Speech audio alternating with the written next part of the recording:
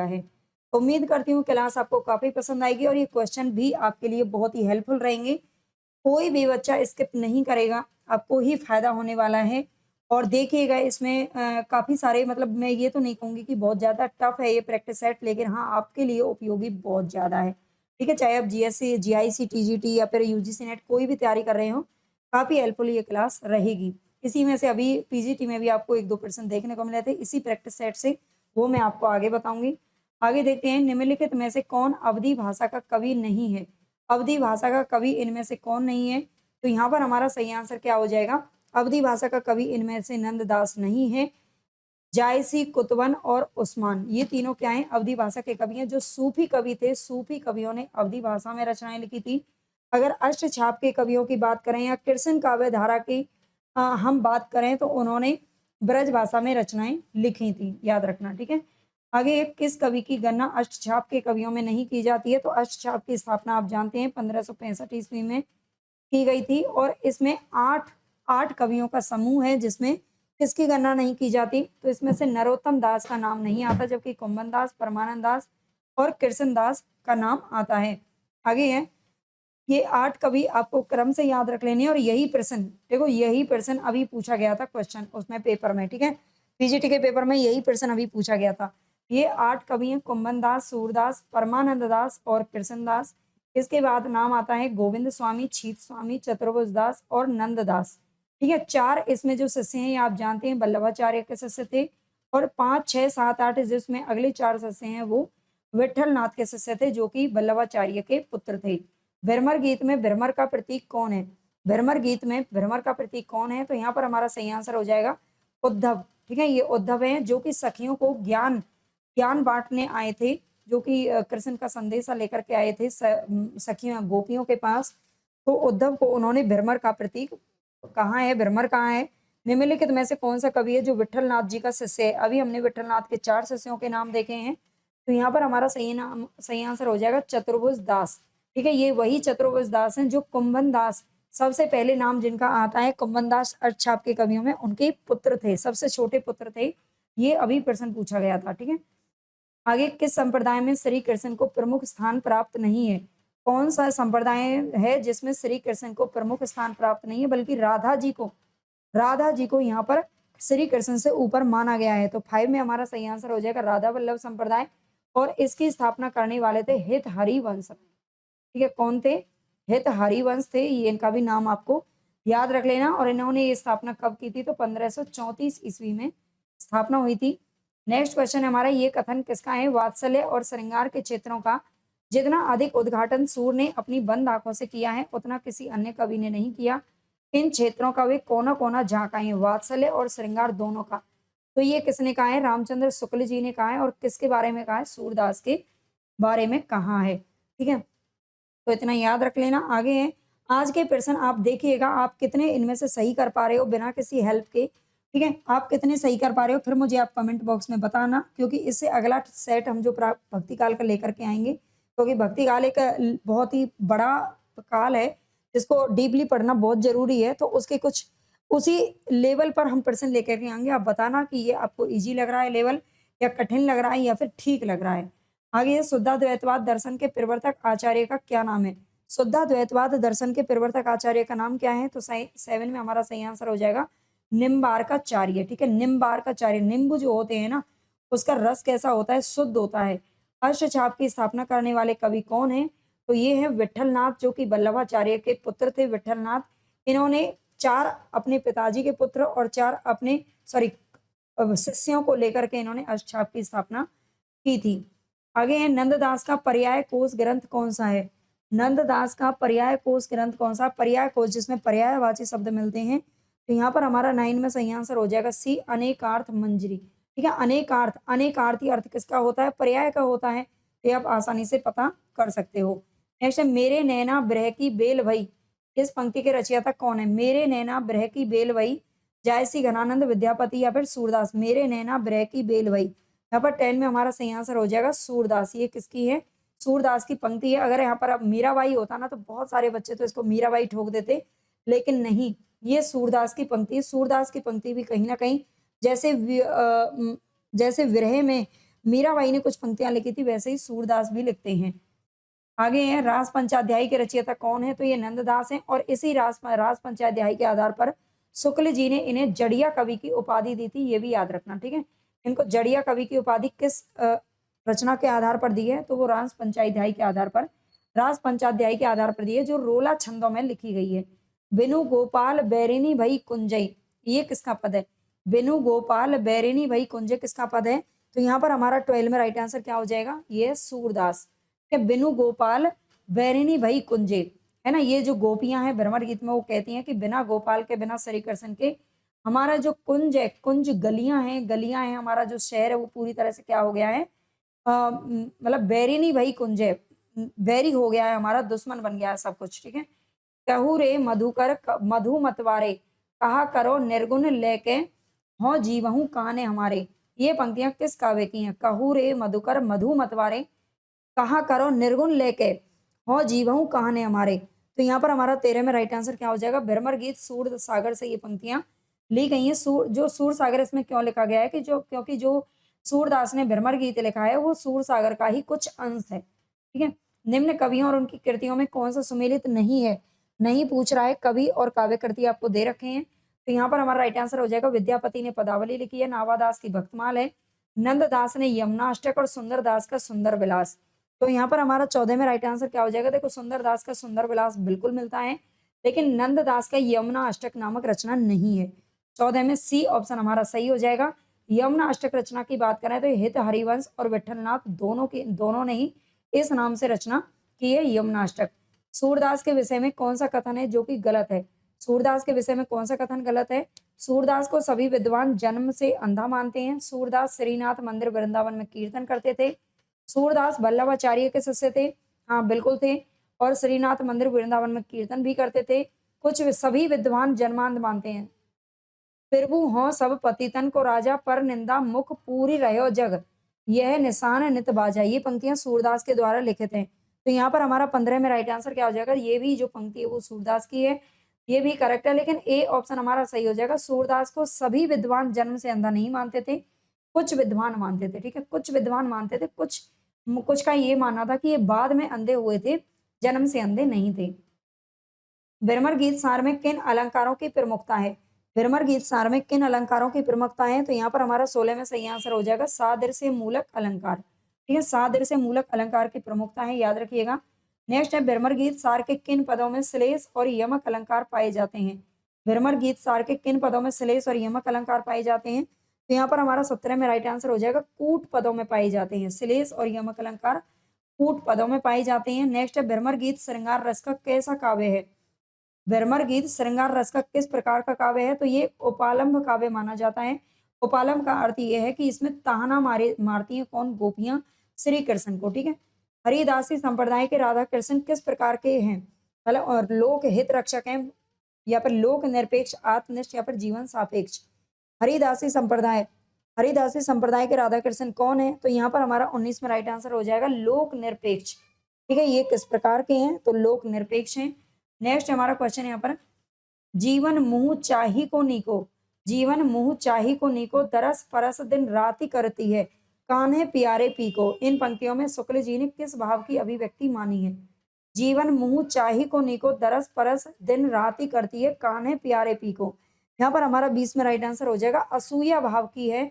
इन पंक्तियों में आचार्य शुक्ल जी ने असूया भाव की अभिव्यक्ति मानी है, ठीक है। जीवन मुँह चाही को नीको, दरस परस दिन राति करती है, कान्हे प्यारी, ये भी कहाँ से पंक्तियां? ये भी सूरदास की पंक्तियां हैं, याद रखना।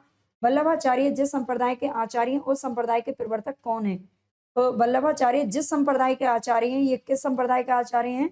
रुद्र संप्रदाय के हैं, जिसके तो उस संप्रदाय के प्रवर्तक कौन है? तो ये विष्णु स्वामी है।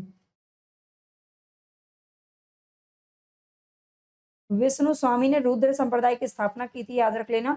इसमें प्रवर्तक का नाम नहीं दे रखा है, वैसे रुद्र सारे वो दे दिए हैं संप्रदाय, ठीक है, कोई बात नहीं, विष्णु स्वामी याद रखना, ठीक है। नेक्स्ट हमारा क्वेश्चन, इन पंक्तियों के रचयिता कौन है? प्रेम निकेतन श्री बनई आई गोवर्धन धाम, लयो शरण चित चाही के जुगल स्वरूप ललाम। इन पंक्तियों के रचयिता आपको बताने हैं। तो 22 में भी हमारा सही आंसर क्या हो जाएगा? रस खान, ठीक है। इन पंक्तियों के रचयिता कौन है? गेट प्रस्तुत पंक्तियों के रचयिता हैं प्रेम निकेतन श्री बनई आई गोवर्धन धाम लयो शरण चित चाही के जुगल स्वरूप ललाम। इसके रचयिता कौन है? तो ये रसखान है। नेक्स्ट है हमारा क्वेश्चन श्री कृष्ण भक्ति शाखा में मधुरा भक्ति भावना का समावेश हुआ। ठीक है, मधुरा, ये मथुरा नहीं है, मधुरा, मधुर भक्ति भावना का समावेश हुआ। इसके अनुकरण में किसके, निम्नलिखित के अनुकरण में, किसके अनुकरण में मधुरा भक्ति भावना का समावेश हुआ है श्री कृष्ण भक्ति शाखा में? तो यहाँ पर हमारा 23 में राइट आंसर क्या हो जाएगा?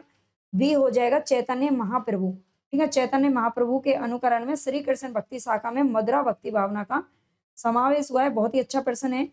अगर आपको ये क्लास अच्छी लग रही है तो लाइक सब्सक्राइब जरूर करना, कमेंट में जरूर बताना कि आपके कितने प्रश्न सही हो रहे हैं, ताकि आगे की क्लास को हम थोड़ा सा उसी गहराई से या फिर उसी प्रकार से बना सकें। बाल वर्णन संबंधी कविताएं आधुनिक काल में भी खूब रची गई थी। मध्य काल में यह कवियों का रुचिकर क्षेत्र रहा है। समग्र रूप से समस्त हिंदी कविता में बाल वर्णन का सर्वश्रेष्ठ कवि कौन है? समग्र रूप से समस्त हिंदी कविता में बाल वर्णन का सर्वश्रेष्ठ कवि कौन है? तो यहाँ पर हमारा 24 में सही आंसर हो जाएगा सूरदास। कौन है ये?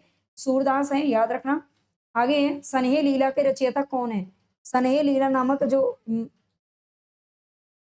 रचना है तो इसके रचयिता कौन है? 25 में हमारा सही आंसर हो जाएगा सी, विष्णुदास। सनहे लीला किसकी रचना है? तो विष्णुदास की है। नेक्स्ट हमारा क्वेश्चन, सूरदास के एक अति प्रचलित पद के निम्नलिखित चरण नखत वेद गृह जोरी अरध करी को बरजय हम खात। ठीक है, नखत वेद गृह जोरी अरध करी को बरजय हम खात से किस खाए जाने वाले पदार्थ का अनंत अर्थ निष्पन्न होता है? कौन से खाए जाने वाले पदार्थ का अर्थ निष्पन्न होता है? इससे नखत वेद गृह जोरी अरध करी को बरजई हम खात। यहाँ पर हमारा 26 में राइट आंसर हो जाएगा सी, विष।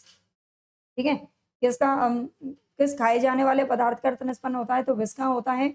नेक्स्ट हमारा क्वेश्चन, 84 वैष्णवन की वार्ता के लेखक कौन है? 84 वैष्णवन की वार्ता और 200 वैष्णवन की वार्ता। ठीक है, 200 वैष्णवन की वार्ता, ये दो ग्रंथ लिखे थे। किसने लिखे थे? गोकुलनाथ ने।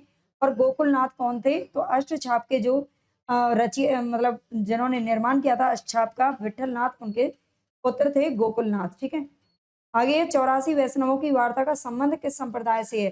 84 वैष्णव के देखो, जिसमें कम है, 84 कम है, और जबकि 252 आप जानते हो क्या है? ज्यादा है। तो ज्यादा सत्य किसके थे? पुत्र के थे, यानी कि विठलनाथ के थे। और 84 किसके थे? तो रामानुजा, ये किसके थे? राधा वल्लभ के थे। ठीक है, और राधा वल्लभ कौन थे? इनके पिता थे विठलनाथ के वल्लभाचार्य। ठीक है, राधा वल्लभ नहीं थे, सॉरी, वल्लभाचार्य थे। तो ये 84 वैष्णवों की जो वार्ता है उसका संबंध किससे रहा है? तो ये वल्लभ संप्रदाय से रहा है, यानी कि वल्लभाचार्य के 84 शिष्यों का जीवन चरित्र इसमें लिखा गया है। उर्मे माखन चोर गड़े, उर्मे माखन चोर गड़े, अब कैसे हूं निकसत नहीं उधो, तिरछे हैं जू अड़े। ये पंक्तियां किस कवि की हैं? और मैं माखन चोर गड़े, अब कैसे हूं निकसत नहीं उदो, तिरछे हैं जुअड़े। ये पंक्तियां किस कवि की हैं? तो यहाँ पर हमारा सही आंसर क्या हो जाएगा? 29 में ए हो जाएगा, ये सूरदास की पंक्तियां हैं। ठीक है, नेक्स्ट है हमारा क्वेश्चन, सूरदास किस रस का कोना कोना जहाँ का हैं? तो ये वात्सल्य रस का कोना कोना, जो कि रामचंद्र शुक्ल जी ने कहा है। इनमें से कौन वल्लभाचार्य का शिष्य नहीं था? तो यहाँ पर हमारा सही आंसर क्या हो जाएगा? चतुर्भुज दास हो जाएगा, क्योंकि ये विठलनाथ के शिष्य थे, चतुर्भुज दास। भ्रमर गीत प्रसंग का मूल स्रोत क्या है? भ्रमर गीत जो प्रसंग लिखा गया है उसका मूल स्रोत क्या है? तो यहाँ पर हमारा सही आंसर हो जाएगा श्रीमद् भागवत का 10वां स्कंद। ठीक है, श्रीमद् भागवत का 10वां स्कंद इसका मूल स्रोत है। सूरदास कौन सी धारा के प्रतिनिधि कवि हैं? सूरदास कौन सी धारा के प्रतिनिधि कवि हैं? तो सही आंसर हमारा होगा कृष्ण काव्य धारा के। ठीक है, कृष्ण काव्य धारा के हैं। नेक्स्ट है, वल्लभाचार्य का वेदांत सूत्र पर लिखा प्रसिद्ध ग्रंथ कौन सा है? वल्लभाचार्य का वेदांत सूत्र पर लिखा प्रसिद्ध ग्रंथ कौन सा है? तो 34 में हमारा सही आंसर हो जाएगा सी, अनुभाष्य। ठीक है, वल्लभाचार्य का वेदांत सूत्र पर लिखा गया प्रसिद्ध ग्रंथ है अनुभाष्य। नेक्स्ट है, निम्नलिखित काव्य कृतियों में से किसकी रचयिता मीराबाई की नहीं है? इनमें से मीराबाई की कौन सी रचना नहीं है? गीत गोविंद, टीका, प्रेम तत्व निरूपण, राग गोविंद, या फिर नरसिंह जी का मायरा। तो 35 में हमारा सही आंसर हो जाएगा प्रेम तत्व निरूपण। ठीक है, प्रेम तत्व निरूपण किसकी रचना है? आपको ये याद आना चाहिए। आगे है, जन्म के आधार पर इन कवियों का सही अनुक्रम आपको बताना है। जन्म के आधार पर सही अनुक्रम, तो यहाँ पर हमारा 36 में राइट आंसर क्या हो जाएगा? सबसे पहले इनमें कुंभन दास का नाम आता है। ठीक है, सबसे पहले किसका नाम आता है? कुंभन दास, फिर सूरदास, परमानंद दास, और फिर कृष्ण दास। ये इसी क्रम से आपको ज्यादातर अष्टछाप के कवियों में देखने को मिलते हैं और ये वल्लभाचार्य के चारों शिष्य हैं। साहित्य लहरी की विषय वस्तु क्या है? साहित्य लहरी की विषय वस्तु क्या है? तो 37 में हमारा सही आंसर होगा नायिका भेद। ठीक है, नायिका भेद। इसमें सूरदास ने 118 दृष्टिकूट पदों को रखा है। ठीक है, दृष्टिकूट पदों का भी वर्णन इसमें किया है, साहित्य रखा है। और इसके अलावा साहित्य लहरी में इन्होंने जो सूरदास जी हैं उन्होंने अपने वंश का भी परिचय दिया है, जिसमें उन्होंने अपने आप को चंद बरदाई का क्या बताया है? वंश में बताया है। नंददास की किस रचना का संबंध नायक नायिका भेद से है? नायक नायिका भेद से नंददास की किस रचना का संबंध है? तो 38 में हमारा सही आंसर हो जाएगा रस मंजरी। ठीक है, किसका संबंध है? रस मंजरी का संबंध है। नेक्स्ट है महाप्रभु वल्लभाचार्य के शिष्यों का वृत्तांत किस ग्रंथ में है? ये 84 वैष्णवों की वार्ता में है, जबकि 252 वैष्णवों की वार्ता में विठल नाथ के शिष्यों का जीवन चरित्र है। अष्टछाप के कवियों में प्रथम नियुक्त कीर्तनकार कवि कौन थे? अष्टछाप के कवियों में सबसे पहले किसको कीर्तनकार के रूप में नियुक्त किया गया था? तो यहाँ पर हमारा सही आंसर क्या हो जाएगा? सबसे पहले किसको रखा गया? तो 40 में कुंभन दास को रखा गया था। ठीक है, जो कि सबसे बड़े हैं अष्टछाप के कवियों में, इनको सबसे पहले कीर्तनकार नियुक्त किया गया था। सूरदास के पदों का भावानुसरण करते हुए किस कवि ने कृष्ण के जीवन का चित्रण किया है? सूर सागर के पदों का भावानुसरण करते हुए किस कवि ने कृष्ण के जीवन का चित्रण किया है? तो यहाँ पर 41 में हमारा सही आंसर हो जाएगा ब्रजवासी दास। ठीक है, क्या हो जाएगा? ब्रजवासी दास हो जाएगा। गढ़ जा, गढ़ जा फटाफट। ब्रजवासी दास हो जाएगा। ठीक है, सूरदास के सूर सागर के पदों का भावानुसरण करते हुए कृष्ण के जीवन का चित्रण किया है ब्रजवासी दास ने। नेक्स्ट हमारा क्वेश्चन, यह सूचित करने की आवश्यकता नहीं है, यह सूचित करने की आवश्यकता नहीं है कि ना तो सूर का अवधि पर अधिकार था और ना जायसी का ब्रज भाषा पर। ये कथन किसका है? तो यहाँ पर हमारा 42 में राइट आंसर क्या हो जाएगा? सी हो जाएगा, रामचंद्र शुक्ल। ठीक है, रामचंद्र शुक्ल हो जाएगा। क्योंकि जायसी ने अवधि भाषा में रचनाएं लिखी हैं और तुलसीदास ने अवधि और ब्रज दोनों में रचनाएं लिखी हैं, और सूर ने किस में लिखी हैं? ब्रज भाषा में रचनाएं लिखी हैं। ठीक है, तो ये ध्यान रख लेना। तुलसी का दोनों पर समान अधिकार था, ऐसा शुक्ल जी कहते हैं। इनमें से सूर की रचना कौन सी नहीं है? इनमें से सूर की रचना कौन सी नहीं है? तो आप जानते हैं रास पंचाध्यायी इनकी रचना नहीं है। नेक्स्ट क्वेश्चन है यहाँ पर, नंददास की अन्य रचना यहाँ पर दे रखी है। रुक्मणी मंगल, सिद्धांत पंचाध्यायी, रूप मंजरी, रस मंजरी, मान मंजरी, विरह मंजरी, नाम चिंता, भागीमाला, दान लीला, मान लीला, अनेकार्थ मंजरी, ज्ञान मंजरी, श्यामा सगाई, प्रेम बारह खड़ी या प्रेम बारह खड़ी, सुदामा चरित्र। ये सभी रचनाएं जो नंददास की मिलती हैं। इनमें से कृष्ण भक्त कवि कौन सा नहीं है? कृष्ण भक्त कवियों में कौन नहीं, किसका नाम नहीं आता? तो तुलसीदास राम काव्य धारा से संबंधित हैं, आप जानते हैं। हित 84 के रचयिता कौन है? यहाँ पर 45 में हमारा सही आंसर हो जाएगा बी। हित 84 के जो रचयिता हैं वो हैं हित हरिवंश। जुगलमान चरित नामक ग्रंथ के लेखक कौन है?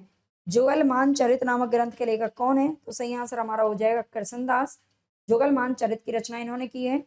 नेक्स्ट है हमारा क्वेश्चन, ध्रुव चरित्र और विचार माला के रचयिता कौन है? ध्रुव चरित्र, ध्रुव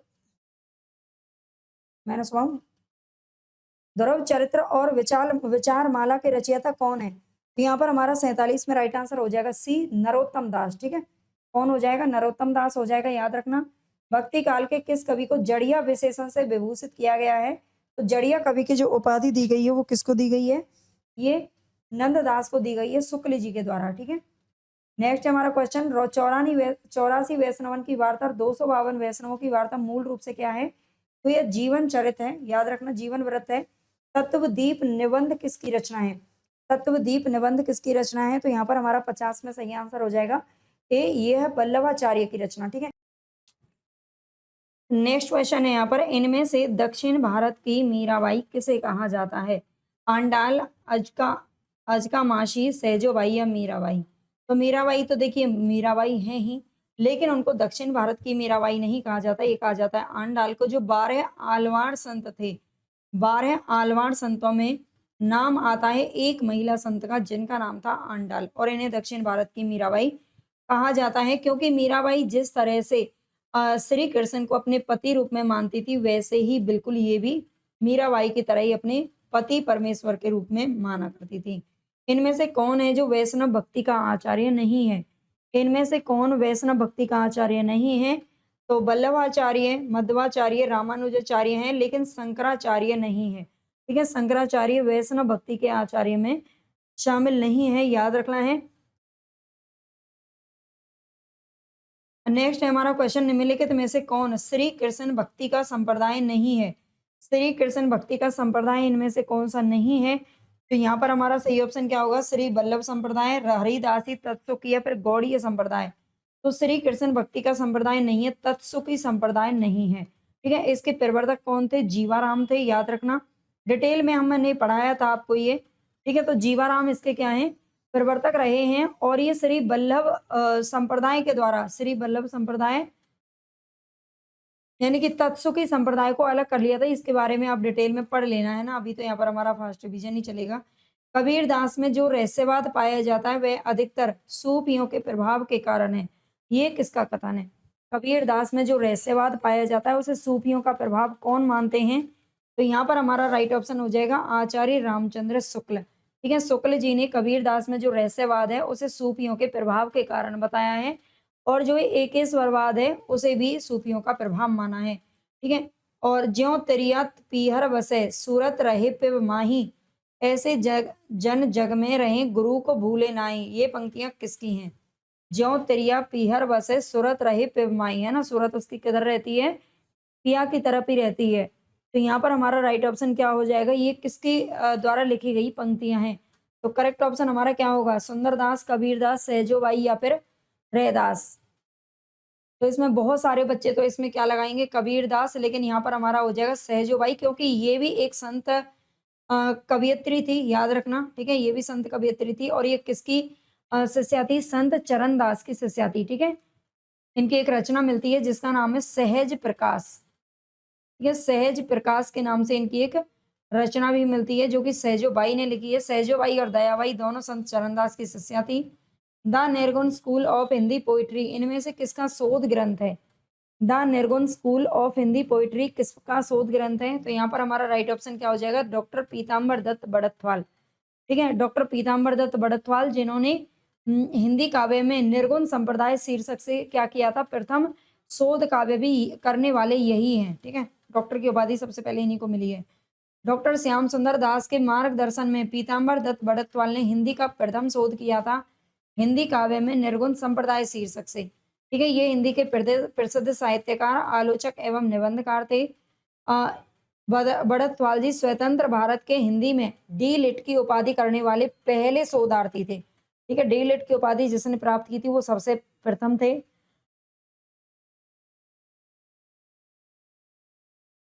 पीताम्बर दत्त गोस्वामी तुलसीदास तथा रूपक रहस्य के सह लेखक और कबीर ग्रंथावली एवं रामचंद्रिका के संपादक भी रहे थे। ठीक है, दोनों के याद रख लेना। इन्होंने गोरखनाथ की रचनाओं का संपादन गोरखवाणी नाम से भी किया था। किस संत ने विदेशी आक्रमणकारियों के विरुद्ध आवाज उठाई थी? आप जानते हैं आक्रमण हो रहे थे बराबर बाहर से, तो विदेशी आक्रमणकारियों के खिलाफ आवाज उठाने वाले थे गुरु नानक देव। ठीक है, इन्हें ये सिख संप्रदाय के प्रवर्तक माने जाते हैं। गुरु नानक देव प्रथम गुरु हैं उनके, याद रख लेना। ठीक है, और इन्होंने ही आवाज उठाई थी। माया महा ठगनी हम जानी, ये किस भक्त कवि का कथन है? माया महा ठगनी हम जानी, ये बताना है किसका कथन है। तो राइट ऑप्शन हमारे यहाँ पर क्या हो जाएगा? कबीर दास का है ये। ठीक है, कबीर दास का है। माया को शैतान कहा गया है सूफी काव्यों में, और माया को महाठगनी बताया है किसने? कबीर दास ने बताया है। हम अपने को ऐसे धार्मिक आंदोलन के सामने पाते हैं जो उन सब आंदोलनों से कहीं अधिक विशाल है जिन्हें भारतवर्ष ने कभी देखा हो। भक्ति आंदोलन के विषय में युक्ति किसकी है? भक्ति आंदोलन के विषय में युक्ति किसकी है? तो राइट ऑप्शन हमारे यहाँ पर हो जाएगा जॉर्ज ग्रियर्सन।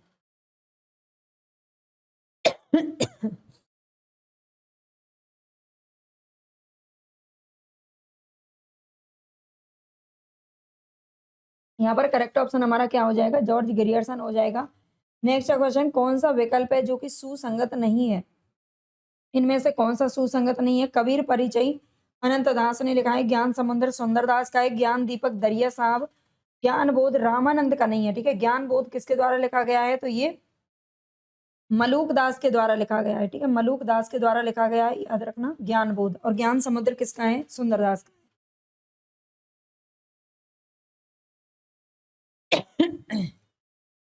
नेक्स्ट हमारा क्वेश्चन, संत दादू दयाल की शिष्य परंपरा से असंबद्ध संत कौन सा है?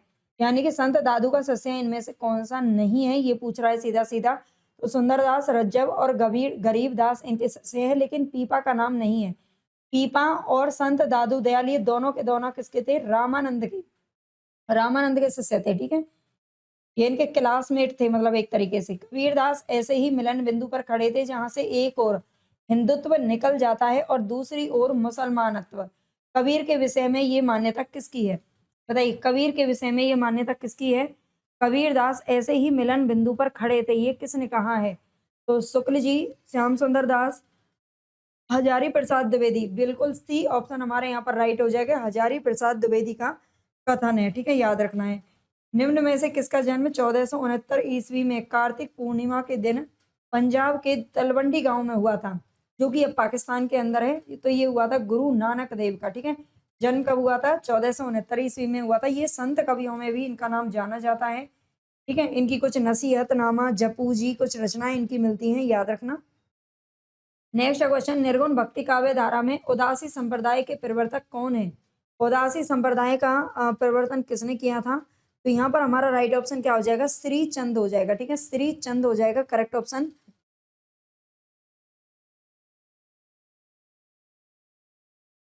याद रखना है, ठीक है, श्री चंद हमारा सही हो जाएगा, उदासी संप्रदाय के प्रवर्तक है। नेक्स्ट है, संत साहित्य के संबंध में कौन सा कथन है जो उचित नहीं प्रतीत होता है?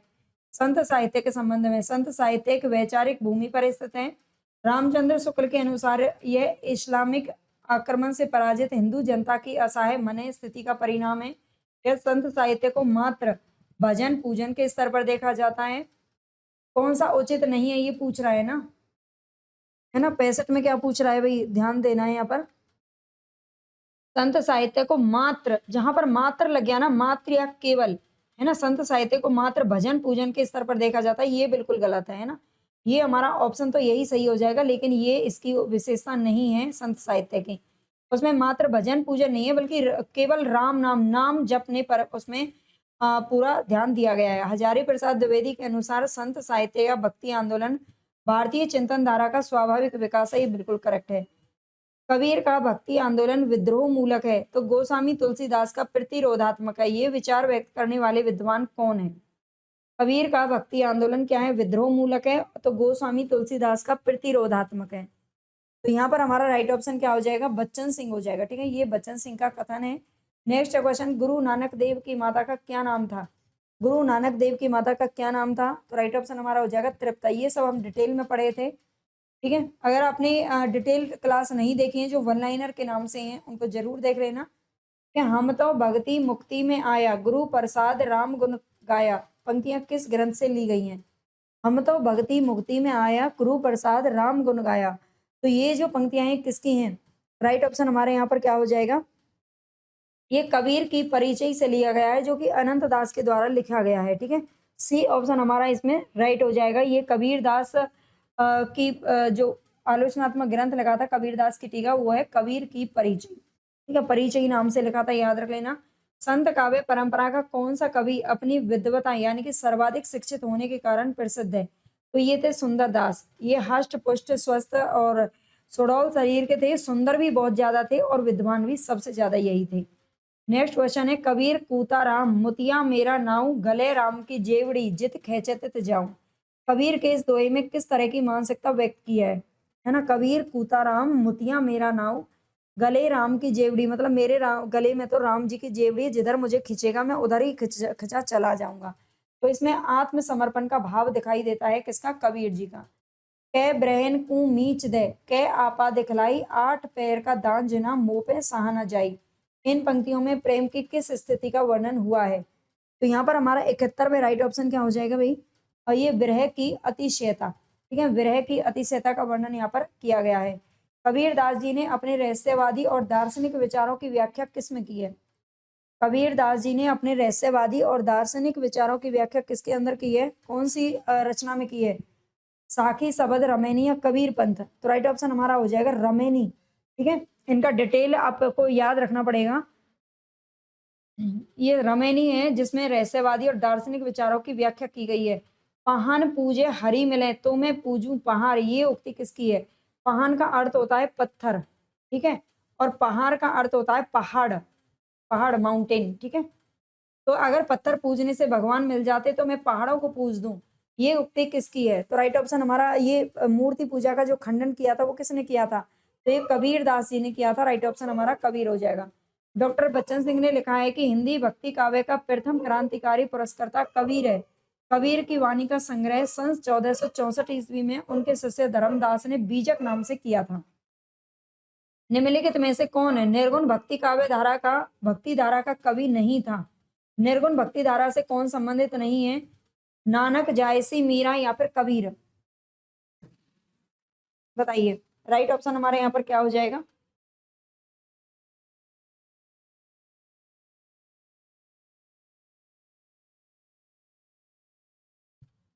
इनमें से कौन निर्गुण भक्ति धारा का कवि नहीं था?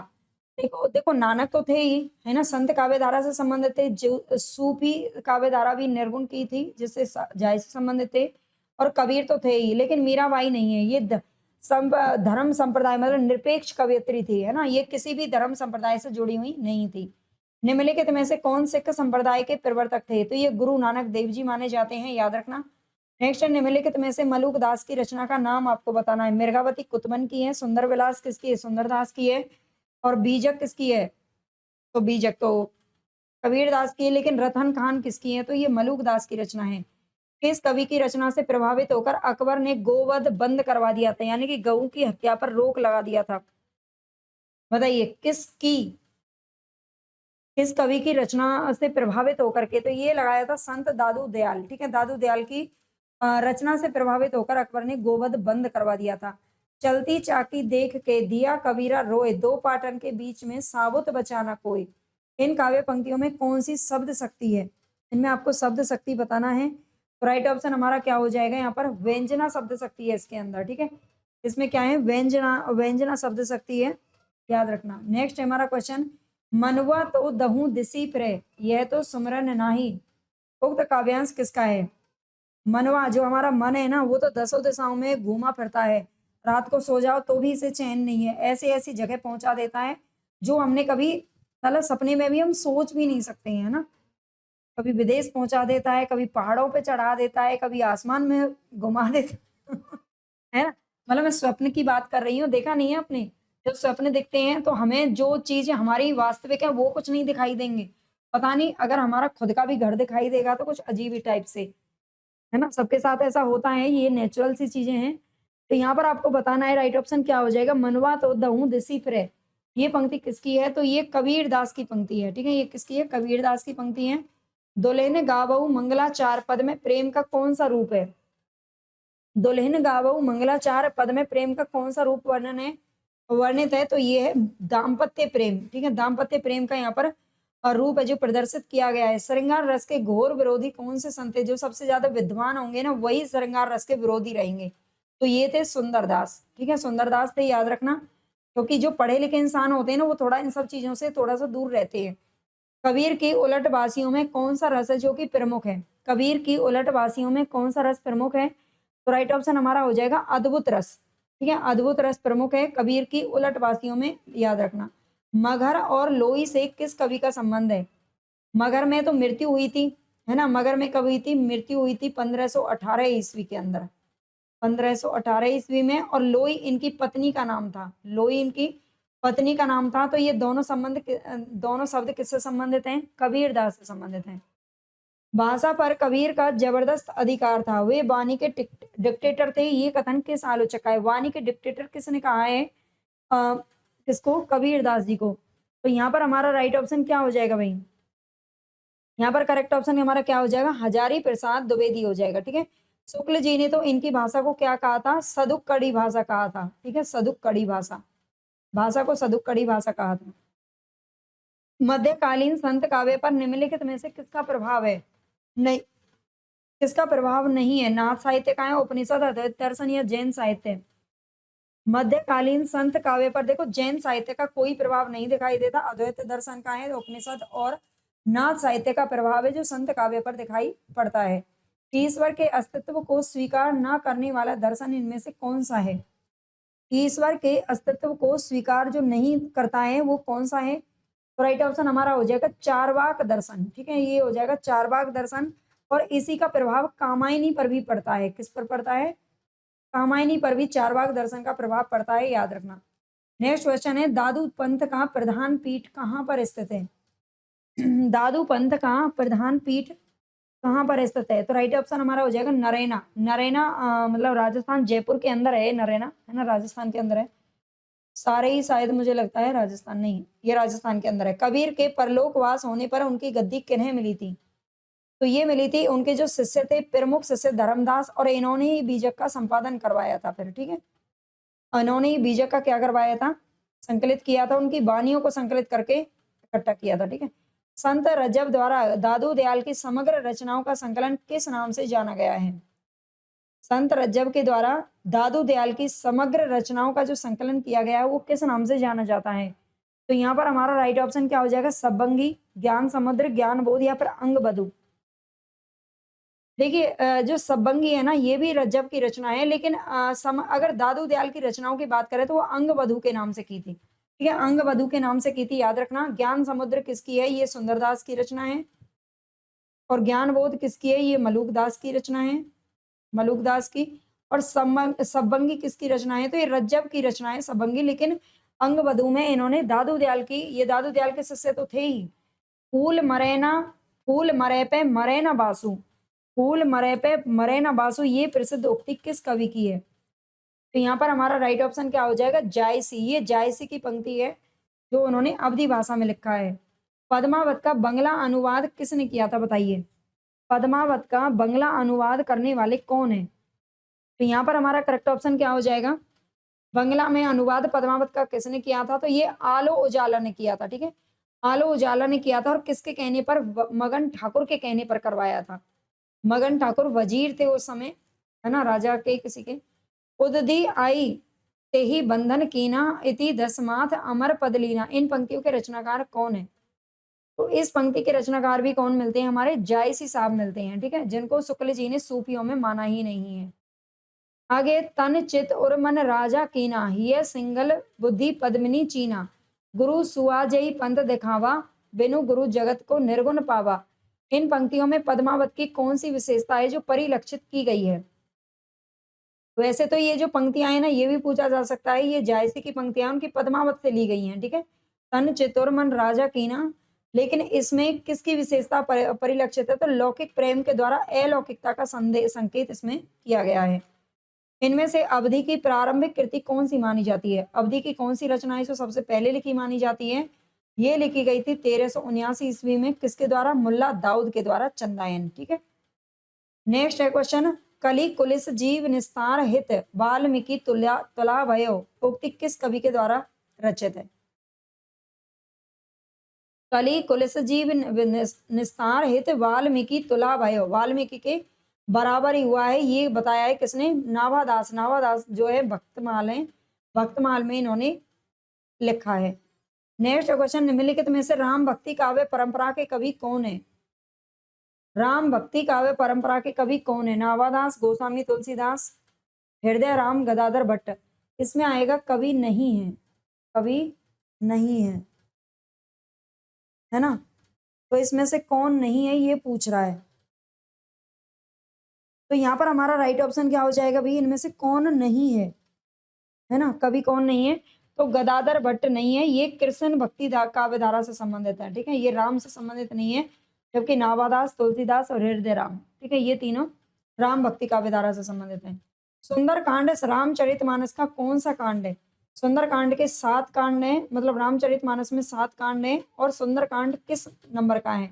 तो 7 कांड आपको क्रम से याद होने चाहिए। ये 5वां नंबर का है सुंदर कांड। ठीक है, इसके बाद 2 कांड आते हैं, लंका कांड और उत्तरकांड। यहाँ पर 7 के नाम दिए गए हैं। सबसे पहले बालकांड का नाम आता है ना, बच्चे जन्म लेते हैं उसमें। फिर अयोध्या कांड, शिक्षा दीक्षा होती है, अरण्य कांड, फिर किष्किंधा कांड, मतलब वन में भी चले जाते हैं, सुंदरकांड, लंका कांड और उत्तरकांड, ये सब पता होगा आपको। सुंदरकांड में हनुमान जी द्वारा सीता की खोज की गई और राक्षसों के संहार का वर्णन किया गया है। यह दोहा और चौपाई छंद में लिखा गया है, ठीक है। वो राक्षस नहीं है, मतलब रावण का वध इसमें नहीं हुआ था, वो लंका कांड में चढ़ाई हुई थी। लेकिन जो हनुमान जी ने जिन राक्षसों को मारा था और कुछ खरदूषण वगैरह जो मारे गए थे, उनका वर्णन यहाँ पर किया गया है। अयोध्या कांड को रामचरितमानस का हृदय स्थल कहा जाता है ना, ये भी ध्यान रखना। और रामचरितमानस की रचना तुलसीदास जी ने संवत 1631 में चैत्र शुक्ल राम नवमी यानी कि मंगलवार को प्रारंभ किया था और इसे पूर्ण करने में 2 वर्ष 7 महीने और 26 दिन लगे थे टोटल, याद रखना। सिया राम मैं सब जग जानी, करहु परिणाम जोरी जुग पानी। इन पंक्तियों में तुलसीदास जी ने किस दार्शनिक सिद्धांत की व्यंजना की है? बताइए, किस दार्शनिक सिद्धांत की व्यंजना की है? तो सिया राम में सब जग जानी, आप जानते हैं ये किसकी पंक्तियां हैं? तुलसीदास की हैं, क्योंकि ये रामचरितमानस में ही बसती हैं। जब भी रामायण शुरू होती है, सिया राम मैं सबे जग जानी, ये पंक्तियां आती हैं ना बार बार, है ना। आपने रामायण में जरूर सुना होगा, जब रामायण टीवी पे देखते हैं तब भी आती हैं। और तुलसीदास जी विशिष्टाद्वैतवाद से संबंधित थे और ये था किसका? वैसे रामानुजाचार्य ने इसका क्या किया था? परिवर्तन किया था, ठीक है। रामलला नेहचू जो कि किसकी रचनाएं? तुलसीदास की ही रचनाएं। इस रचना की शैली आपको बताना है। रामलला नेहचू, तो ये अवधी लोक गीतों की रचनाएं, याद रखना, ठीक है। और अवधी भाषा में ये लिखी गई है। नेक्स्ट क्वेश्चन और लास्ट क्वेश्चन है, विनय पत्रिका के बारे में कौन सा कथन सही है? सही नहीं है, सही नहीं है, इसमें भी नहीं आएगा, शायद पीछे से कट गया है ना। विनय पत्रिका के बारे में कौन सा कथन सही नहीं है? इसमें कुल 270 पद है, नहीं है इसमें 270 पद, इसके अंदर 279 पद है, ठीक है। इसमें सर्वप्रथम गणेश जी की वंदना की गई है, ब्रजभाषा में लिखी गई है और इसकी गणना आत्मनिवेदक निवेदन परक गीति काव्य में की जाती है। तीनों ठीक है, लेकिन ए ऑप्शन इसमें गलत हो जाएगा, ठीक है। यही हमारा राइट है। तो 100 क्वेश्चन हम कंप्लीट कर चुके हैं। अगर आपको क्लास अच्छी लगी हो, नहीं भी लगी हो, तो भैया बहुत मेहनत लगती है, इसलिए लाइक सब्सक्राइब तो कर ही लेना। जो भी बच्चे नए हैं, हिंदी साहित्य क्या बल्कि अब टीजीटी पीजीटी का हमारा मतलब कोर्स चल रहा है, जो कि यूट्यूब पर ही आपको फ्री ऑफ कॉस्ट करवाया जा रहा है। तो आपका ये कर्तव्य बनता है कि आप ज़्यादा से ज़्यादा बच्चों को शेयर करें, लाइक सब्सक्राइब खूब ठोकें और सारे बच्चे कमेंट करके जरूर बताया करो क्लास आपको कैसी लगी है, ठीक है। और कल संडे है तो एक क्लास आपको मैराथन मिलेगी भक्ति काल की, भक्ति काल तक हम कंप्लीट कर चुके हैं, है ना। जो बच्चे नए जुड़ रहे हैं वो पिछली क्लास जरूर देख लेना, प्लेलिस्ट बनी हुई है हिंदी साहित्य निःशुल्क बैच के नाम से। और अब हम रीति काल की तरफ बढ़ेंगे, ठीक है।